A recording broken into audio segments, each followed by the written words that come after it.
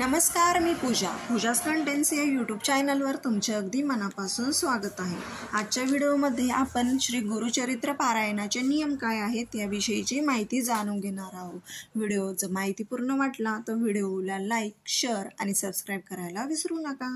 चला तर मग श्री गुरुचरित्र हा जो ग्रंथ आहे या ग्रंथाचे 52 अध्याय मानले जातात आणि काही ग्रंथांमध्ये याचे 53 अध्याय देखील आहे। हा जो गुरुचरित्र ग्रंथ आहे हा वाचल्याने आपल्यावरची संकटे दूर होतात। पितृदोष असेल तर पितृदोष देखील दूर होतो। गुरुचरित्र पारायण वाचण्याच्या अगोदर काय करायचं, आदल्या दिवशी 4 कुत्रे आणि 1 गाई यांना नैवेद्य अर्पण करायचा। 4 कुत्रे म्हणजे 4 वेद मानले जातात आणि 1 गाय म्हणजे आपल्या श्री दत्तगुरूंची कामधेनू मानली जाते। पारायणाला बसण्यापूर्वी गावात एखादं दत्त मंदिर असेल तर त्या दत्त मंदिरात जावे किंवा मग दत्त मंदिर नसेलच तर स्वामी केंद्रात जावे आणि विडा, सुपारी, नारळ स्वामींना ठेवून आपली इच्छा देवाला सांगून यावी। व पारायण जे चालू असतं या पारायणाच्या काळामध्ये 12 ते 12:30 हा जो अर्धा तास आहे या अर्धा तासामध्ये पारायण करू नये। का करू नये तर स्वामी या जो अर्धा तासामध्ये भिक्षा मागण्यासाठी गेलेले असतात, म्हणून पारायण थांबवावे। ही वेळ त्यांची भिक्षेची मानली जाते। पारायण चालू असताना परान्न खाऊ नये। कोणाचे अन्न पारायण चालू असताना खायचं नाही, फक्त आपली आई बहीण वगैरे असेल तर यांचं चालेल। सकाळ संध्याकाळ एकाच धान्याचा नैवेद्य हे करावं, आपण एकच धान्य खावे। जसं आपण गहू खाल्ले ना तर मग सकाळ संध्याकाळी गहूच खायचे आणि ज्वारी खाल्ली तर ज्वारीच, असं एकच खायचं।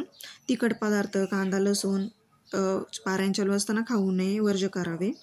आपण ग्रंथाला जो नैवेद्य ठेवतो तो गायीला द्यावा। गुरुचरित्र पारायण वाचण्याच्या कालावधीमध्ये नित्यसेवा असेल तर नित्यसेवेमध्ये खंड पडू द्यायचा नाही स्वामी समर्थांची 11 माळी वगैरे।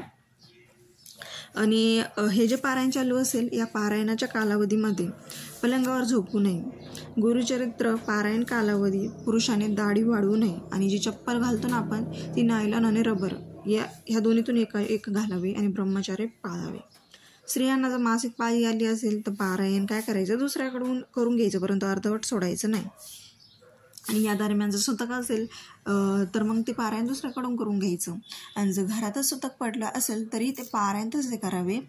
आणि जे एखादा अंत्यविधी वगैरे असेल तर त्या कार्यक्रमाला पारायणाच्या कालावधीत जाऊ नये असं देखील सांगितलं गेलेलं आहे। पारायणाचे असे नियम आहे आणि हे पारायण जर वाचले ना त्याचे खूप फायदे आहेत। हा ग्रंथच असा आहे की स्वामीने म्हटले आहे, अशक्य ही शक्य करतील स्वामी। हा जो ग्रंथ वाचला ना तुम्ही तर कोणती तुमच्या मनातील इच्छा असेल ती पूर्ण होईल। अशक्य अशी कोणतीच गोष्ट राहणार नाही, इतका अद्भुत हा ग्रंथ मानला जातो।